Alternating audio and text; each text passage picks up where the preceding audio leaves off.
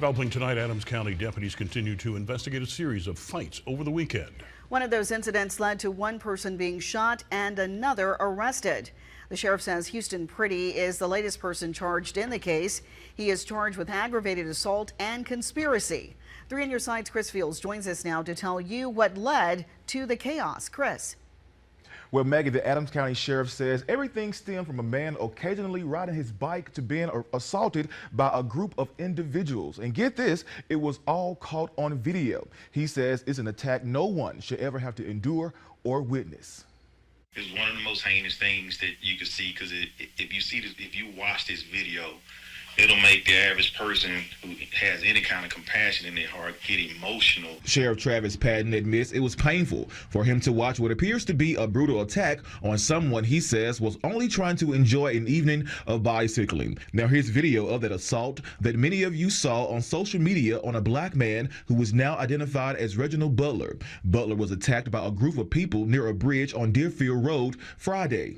You know, this guy was riding his bike down the street, and they stopped him and asked for a cigarette, which turned into asking him to fight, calling him all kinds of names. Sheriff Patton says later that night, Butler returned to that area near the bridge where 2 separate incidents occurred. Reginald Butler went home for a while, and what he did was he retrieved a weapon before coming back from his residence. He did not return to the original scene of the crime, which we learned later on, but he did get back on his bike and began to ride towards another bridge on Deerfield Road. This one, Patton says Butler was assaulted yet again.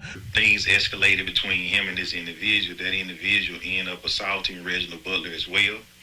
When there was a break in the altercation to where the other individual was no longer assaulting Reginald, he was then shot. Reginald pulled a weapon and shot that individual one time, and after firing multiple rounds at this individual. Both Butler and the shooting victim, Cameron Talton, who we now know was involved in the initial assault, were arrested. He's charged with aggravated assault and 1 count of conspiracy to commit aggravated assault.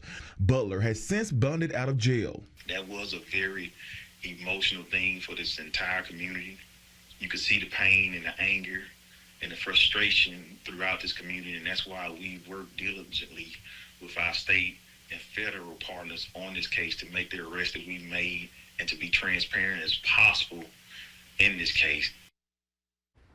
Now the sheriff says they have also reached out to MBI and the FBI about this incident to determine whether or not this is a hate crime.